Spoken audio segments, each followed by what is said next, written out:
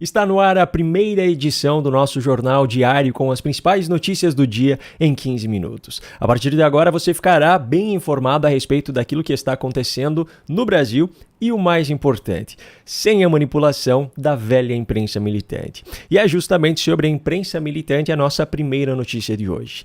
De acordo com dados extraídos da Secretaria da Receita Federal, os empreendimentos de mídia, jornalismo e editoração deixaram de pagar pelo menos 484,8 milhões de reais ao INSS somente no ano de 2024. O líder dessa isenção no governo Lula não poderia ser outro, o Grupo Globo.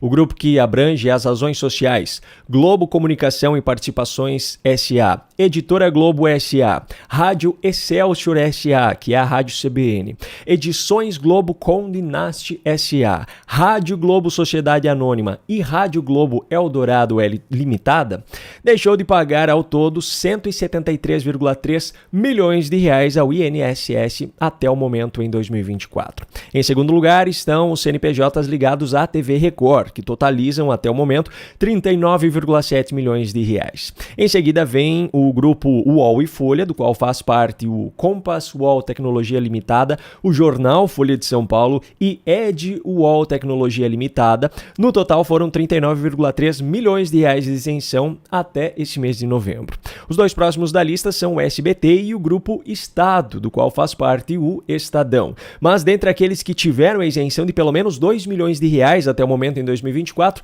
estão várias empresas que são afiliadas da TV Globo. O grupo RBS, a Televisão Bahia S.A., a Televisão Anhanguera S.A., a Rede Gazeta do Espírito Santo, a Televisão Verdes Mares Limitada e a Rádio TV do Amazonas Limitada. Se nós somarmos, portanto, as empresas pertencentes ao Grupo Globo e as suas afiliadas, o valor total ultrapassa 200 milhões de reais em isenção.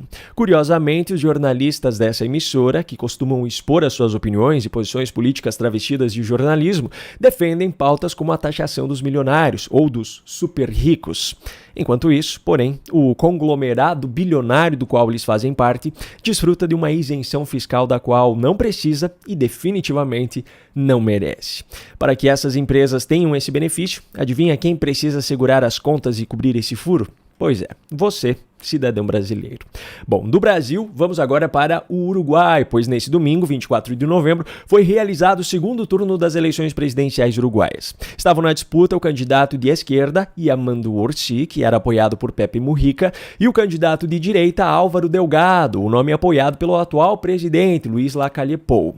Já no fim da noite deste domingo, com 87% dos votos contabilizados, foi anunciada a vitória do candidato esquerdista. Álvaro Delgado, seu adversário, reconheceu a derrota e afirmou, abro aspas, hoje podemos parabenizar aquele que venceu por ter a preferência, se referindo ao povo uruguaio, e vamos fazer isso com sinceridade, fecho aspas. O presidente brasileiro, Luiz Inácio Lula da Silva, como candidato vencedor era da esquerda, não demorou para parabenizar Yamandu Orsi. Lula publicou no seu perfil no X, abro aspas, quero congratular o povo uruguaio pela realização de eleições democráticas e pacíficas e, em especial, o presidente eleito Yamandu Orsi, a Frente Ampla e meu amigo Pepe Mujica pela vitória no pleito de hoje. Essa é uma vitória de toda a América Latina e do Caribe. Brasil e Uruguai seguirão trabalhando juntos no Mercosul e em outros fóruns pelo desenvolvimento justo e sustentável, pela paz e em prol da integração regional. Fecho aspas. Com esse resultado, a América do Sul perde mais um dos seus pouquíssimos países em que ainda há governo de espectro político de direita. Restarão apenas, a partir de agora, a Argentina, governada por Javier Milei, e o Paraguai, cujo presidente é Santiago Peña. A imprensa costuma classificar a peruana Dina Boluarte, que assumiu o cargo depois do autogolpe fracassado de Pedro Castilho, como uma política de direita, mas a própria Dina Boluarte já afirmou que é de esquerda. Da América do Sul, vamos agora para Baku, a capital do Azerbaijão, onde foi realizada a 29ª Conferência do Clima da Organização das Nações Unidas, chamada de COP29. A conferência deveria ter terminado ainda na sexta-feira, dia 22, mas acabou se estendendo para o final de semana para que o acordo pudesse ser fechado. O novo texto da chamada COP das Finanças estabeleceu uma meta de financiamento anual de 300 bilhões de dólares que serão pagos pelos países ricos aos países em desenvolvimento para financiar a ação climática global. O acordo decepcionou muitos representantes de governos de países em desenvolvimento, como foi o caso da ministra do Meio Ambiente do Brasil, Marina Silva, que defendia um valor de 1,3 trilhão de dólares para esse acordo. Mas agora terá de trazer a notícia nada agradável para as ONGs que atuam no Brasil e que já tinham grandes expectativas e planos em relação a esse montante. Assim como Marina Silva, nós voltamos agora também ao Brasil e também com uma notícia nada agradável. De acordo com os dados obtidos a partir de um levantamento do Banco Nacional de Mandados de Prisão, ao menos 10 mil mandados de prisão no Brasil estão pendentes há mais de 10 anos. De acordo com o Conselho Nacional de Justiça, do total de mandados em vigor até o dia 19 de novembro, 77% são de natureza penal. Desses, 58% correspondem ao cumprimento provisório.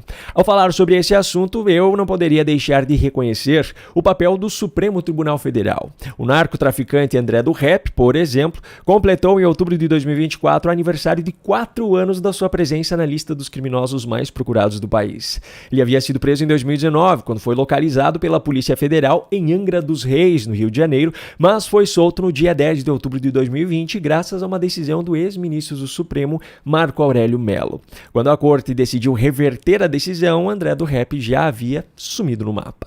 Por falar em STF, a próxima notícia é justamente sobre ele. O Supremo Tribunal Federal começa a julgar na próxima quarta-feira, 27 de novembro, 2 ações que podem afetar drasticamente a liberdade de expressão nas redes sociais e na internet.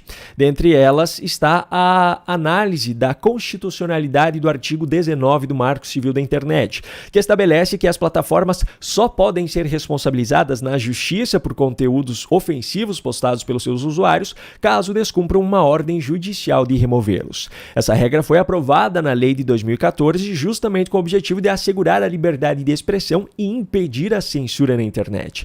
A ideia era impedir que alguém que se sentisse ofendido por alguma publicação pudesse pressionar a rede social ou o site a retirar aquele conteúdo a partir de um pedido direto à plataforma. O caminho escolhido na ocasião foi delegar esse julgamento ao judiciário, que, ouvindo a defesa de quem postou aquele conteúdo, verificaria se ele deveria ser preservado em respeito à liberdade de expressão do seu emissor ou se a mensagem configurava um crime e deveria assim ser removida.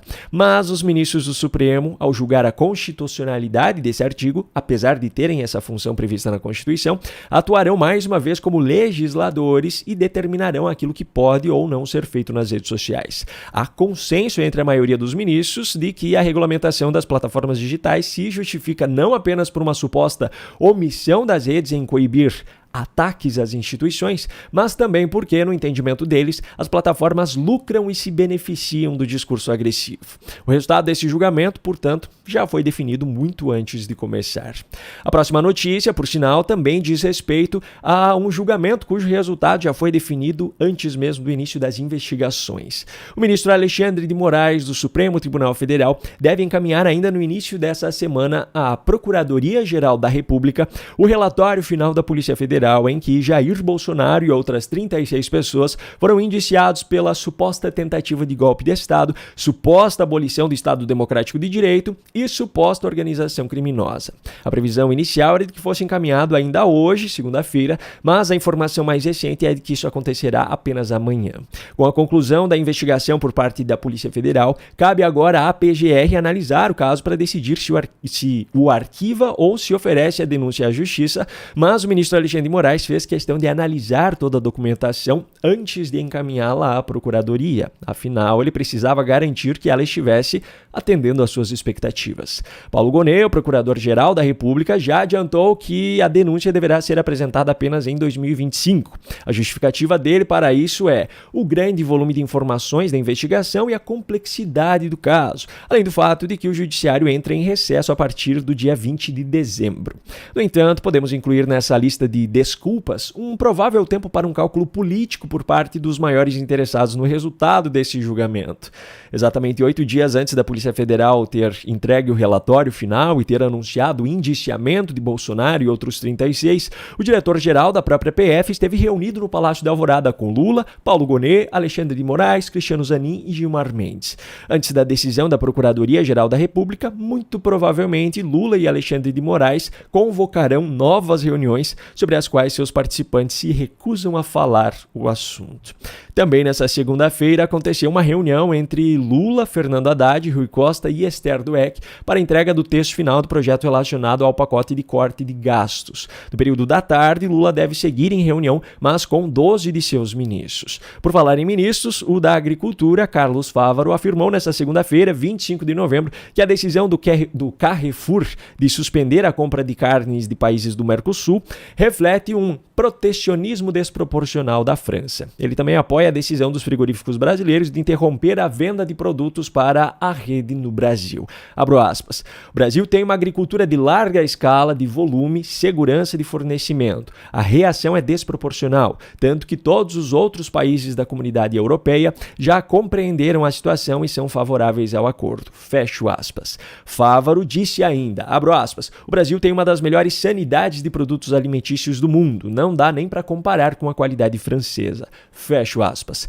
A título de contextualização, Alexandre Bompard, o diretor executivo do Carrefour, defendeu o fim da venda de alimentos do bloco nos estabelecimentos da França em posicionamento direcionado ao presidente da Federação Nacional dos Sindicatos de Agricultores da França. Abro aspas. Em toda a França, ouvimos o desânimo e a raiva dos agricultores face ao acordo de livre comércio proposto entre a União Europeia e o Mercosul e o risco de o mercado francês ser inundado com carne que não atende às suas exigências e normas. Fecho aspas. O Ministério da Agricultura brasileiro já havia criticado essas declarações em uma nota publicada na semana passada e agora o chefe da pasta reforça esse posicionamento. Ainda falando sobre ministros do governo Lula, um de seus ex-ministros, Flávio Dino, que agora está no STF, decidiu monocraticamente neste último domingo, 24 de novembro, que o município de São Paulo deve restabelecer os valores antigos da comercialização e cobrança de serviços funerários, cemiteriais e de cremação, ajustados apenas pela inflação, até o julgamento definitivo dessa questão. Curiosamente, a decisão foi motivada por uma ação justamente do Partido Comunista do Brasil, que é o partido ao qual Flávio Dino foi filiado durante décadas na sua jornada de militância política de extrema esquerda. Mas essa é apenas mais uma coincidência. Com isso, encerramos por aqui a nossa primeira edição do Jornal de 15 minutos no horário do almoço e o noticiário que muito provavelmente não ajuda em nada na sua digestão, mas traz a realidade nua e crua da forma que você precisa para estar bem informado. Nos vemos novamente no vídeo de logo mais, que a partir de hoje vai ao ar mais cedo, em vez das 8 horas da noite, começa a partir das 17h30, 5h30 da tarde, e amanhã estarei aqui novamente nesse mesmo horário. Até lá!